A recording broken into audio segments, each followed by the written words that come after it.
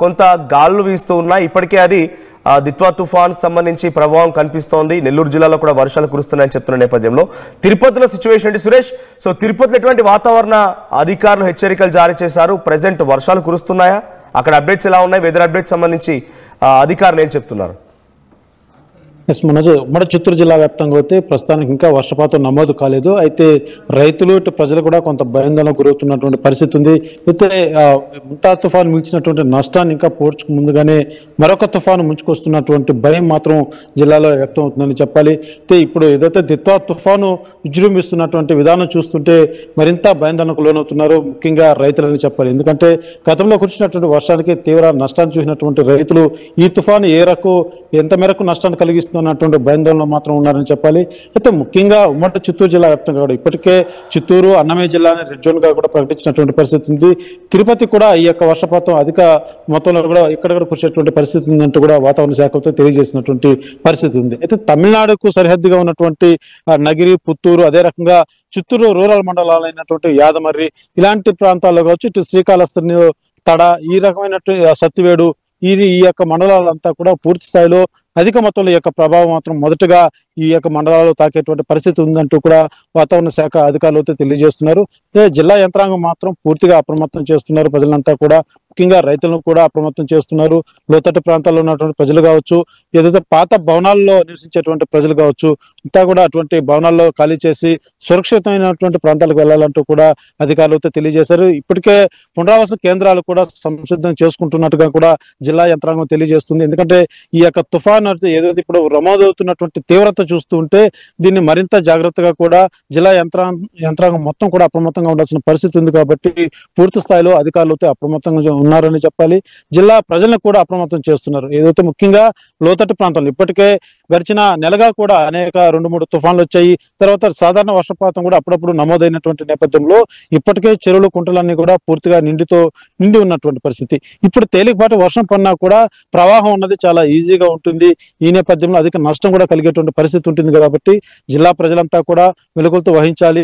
ఎక్కడైనా ఎలాంటి ఇబ్బంది ఉన్నా కూడా వెంటనే టోల్ ఫ్రీ నెంబర్లు కావచ్చు, అదే రకంగా పోలీస్ అధికారులు, ఫైర్ ఇంజిన్ సిబ్బంది కూడా ఫోన్లు చేసి ఏదైనా సమస్య ఎదురైతే కూడా తెలియజేయాలంటూ కూడా అధికారులు సూచనలు చేస్తున్నారు. ముఖ్యంగా రైతులు కూడా ఇప్పుడే ఒక నష్టాన్ని చవి చూసినటువంటి రైతులు మాత్రం తీవ్ర భయాందోళన వ్యక్తం చేస్తున్నారని చెప్పాలి. ఎందుకంటే వరి కోత మొదలైంది.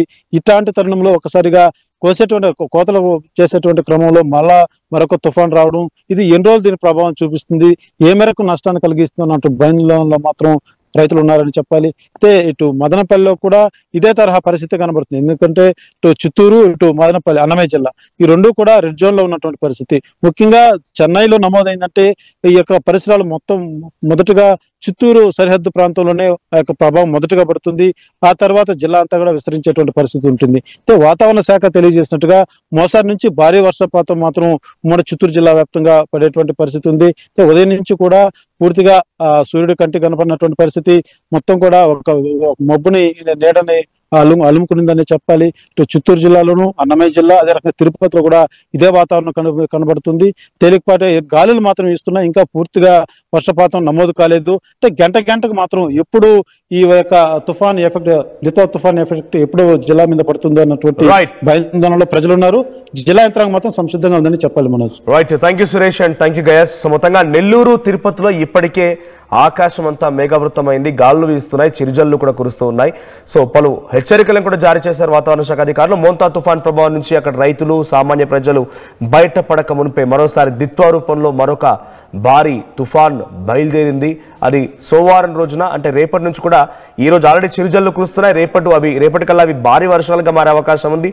ఇక సోమవారానికల్లా అది ఎక్కడ తీరం దాటుతుందో తెలియదు, ఇంకా ఎగ్జాక్ట్గా దాన్ని గమనించలేకపోతున్నాం. చెన్నై దగ్గర దాటినా కూడా అది కొంత ఏపీ, దక్షిణ ఆంధ్రప్రదేశ్ పైన కొంత ప్రభావం చూపించే అవకాశం. నెల్లూరు, చిత్తూరు ఈ ప్రాంతాల్లో భారీ నుంచి అత్యంత భారీ వర్షాలు కురిసే అవకాశం ఉంది. టువర్డ్స్ కదులుతున్న కొద్దీ అది దక్షిణ భారతదేశం నుంచి అటు తమిళనాడు, ఆంధ్రప్రదేశ్, తర్వాత తెలంగాణ వైపుగా కదులుతున్న కొద్దీ అది ఇంకా బలపడిపోయి ఇంకా గాలులు తర్వాత వర్షాలు కూడా కురిసే అవకాశం ఉంది. సో మీరు విజువల్ చూస్తున్నారు, ఐఎండీకి సంబంధించినటువంటి ఒక పోస్ట్ అది.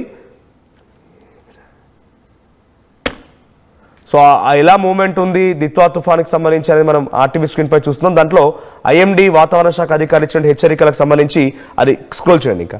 సో దాంట్లో చివరిగా మీకు కనిపిస్తోంది ఎంత దూరంలో ఉందనేది, ఆ దూరానికి సంబంధించి కింద ఇక్కడ మీరు చూడండి ప్రెసెంట్ దిత్వా తుఫాన్ ఎక్కడుందనేది south 70 kilometres from north west of Trincomalee and 170 kilometres north west from Batticaloa and south west of Karaikal and south east of Puducherry.